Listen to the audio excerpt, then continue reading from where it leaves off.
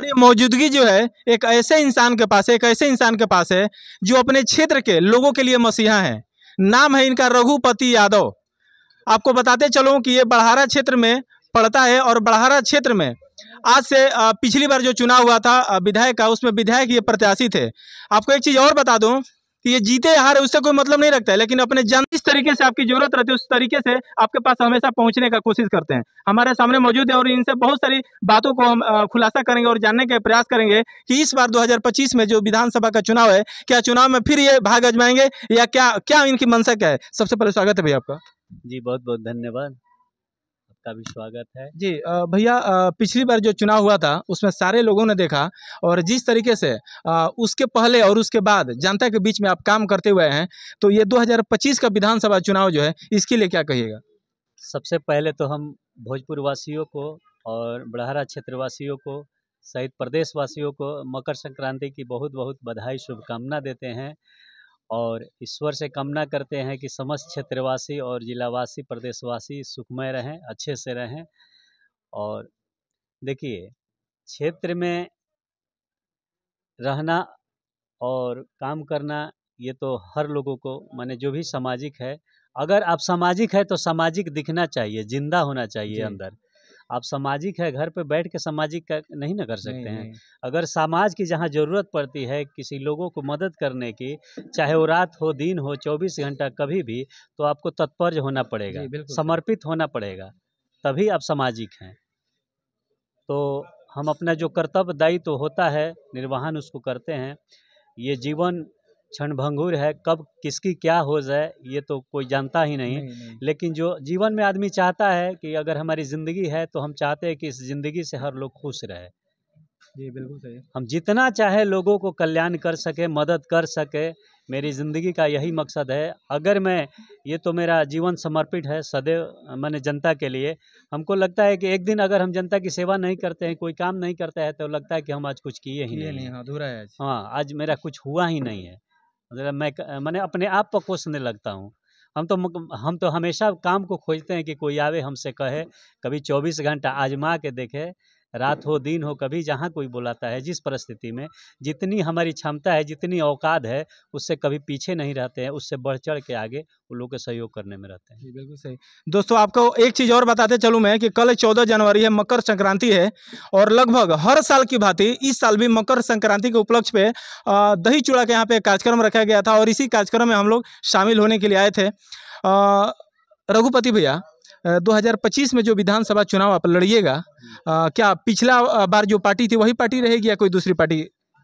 देखिए, हमारे पास अब दल की क्या हम बात करें, अभी तो कुछ बता नहीं सकते हैं। अब जो परिस्थिति होगा, देखिए जो जनता का निर्णय होगा, चुनाव लड़िएगा ना, ये क्लियर है ना। जो जनता का निर्णय होगा, हाँ। हम जनता के निर्णय को स्वीकार करेंगे, सम्मान करेंगे। अगर हमारी घर के जनता जनार्दन अभिभावक, पूरे बड़हारा विधानसभा क्षेत्र के अन्य क्षेत्र के जो लोग हमको गाइड करेंगे, कहेंगे, अगर हमारे साथ मजबूती से खड़े हैं तो हम हैं। अगर हम जिस दल में रहेंगे, जिसके नेता हमको टिकट देंगे, तो चुनाव लड़ना है, जाहिर सी बात है। लेकिन ये हमारे सेहत पर कोई असर नहीं पड़ेगा कि मैं विधायक बनूं या ना बनूं, सांसद बनूं या ना बनूं, मैं कोई जनप्रतिनिधि बनूं या ना बनूं, लेकिन मेरा सेवा ये जीवन समर्पित है, ये कोई छीन नहीं सकता है, कोई माई का लाल इसको हटा नहीं सकता है। ये मरते तक जिस्म में जब तक जान है, सेवा करना ही मेरा काम है, ये रहेगा जीवन भर।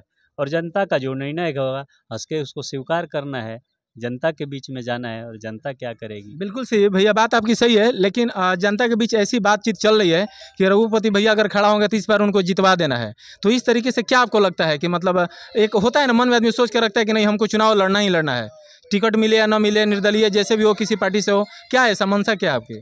ऐसा कुछ मंशा नहीं है। मंशा यही है कि हम सामाजिक है, सामाजिक काम कर रहे हैं और हर घर का बेटा बनने का कोशिश करें। हमारी यही है कि जीवन का उद्देश्य कि हर घर का मैं बेटा बन कर दिखाऊँ, एक सेवक के रूप में रहूँ, और कुछ इससे ज़्यादा हमको ना चाहिए और इससे ज़्यादा करने के माने लेने की कोई लालसा भी नहीं है।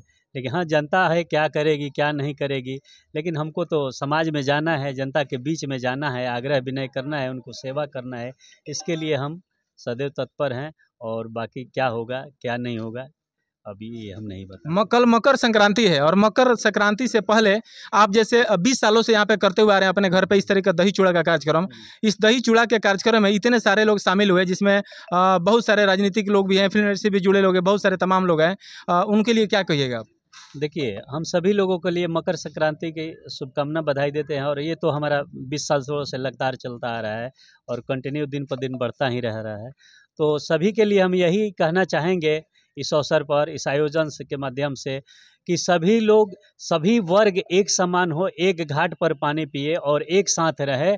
आपसी सौहार्द, भाईचारा, एकता समाज का बना रहे। एक दूसरे पर समर्पित होने का जज्बा जो है वो हमेशा सभी के दिल में हमेशा पुलकित होता रहे, फूलता रहे। ये सोच होना चाहिए हर किसी को मदद करने के लिए। और नए साल में ये चूड़ा दही खाने के बाद एगो नया जोश पैदा होता है। आदमी को जाड़ा से थोड़ा सा घबराया रहता है, जाड़ा से सहमे रहता है आदमी, लेकिन मकर संक्रांति के बाद ये दही चूड़ा खा लेने के बाद फुर्ती आ जाता है, शरीर में जोश और उमंग आ जाता है। और इस जोश उमंग को हमेशा समर्पित होना चाहिए जनता के सेवा के लिए 24 घंटा। इसके 100 गुना रफ्तार में और अपने आप को तेज कर लेने का ही हमको देखने से ये अच्छा लगता है कि एगो अच्छा मौका है। जी जी जी। अच्छा, इस बड़हारा क्षेत्र के जनता के लिए भविष्य में क्या क्या सोच रहे अभी? और देखिए, बड़हारा क्षेत्र हो या अन्य क्षेत्र हो, तो हम तो ये बता ही दें कि मेरा जिस्म में जब तक जान है, ये जनता के लिए ही मेरा ये जीवन है। मैं जिस दिन एक आदमी का सेवा नहीं कर पाऊंगा, जिस आदमी को मदद नहीं कर पाऊंगा, तो अपने आप को मृतक समान पाऊंगा। जिंदा हमको ऐसे नहीं रहना है, हमको जिंदा रहना है तो सिर्फ जनता की सेवा करने के लिए। बहुत बहुत धन्यवाद भैया आपका। और आपने जो इतना कीमती, हम कैमरामैन से चाहेंगे कि ज़रा से घुमा के दिखा देंगे, इतना यहाँ पे भीड़ भड़का है। और भैया से बातचीत करने के लगभग हम लोग यहाँ पे मुश्किल से 2-2.5 घंटा से इंतज़ार कर रहे हैं। लेकिन जब घर पे अतिथि लोग आ रहे हैं तो उनका स्वागत करना भी ज़रूरी है, क्योंकि जब इनका स्वागत नहीं होगा तो थोड़ा सा आदमी को, आप समझ रहे हैं, इसलिए बहुत मुश्किल से समय मिल पाया भैया से। और भैया ने क्या कुछ कहा अपने बारे में कमेंट बॉक्स में आप लोग जरूर एक रिप्लाई दीजिएगा, प्यारा सा कमेंट करके। फिर मिलते हैं एक नेक्स्ट वीडियो में, आप दीजिए मुझे आज्ञा। तब तक के लिए जय हिंद, जय भारत।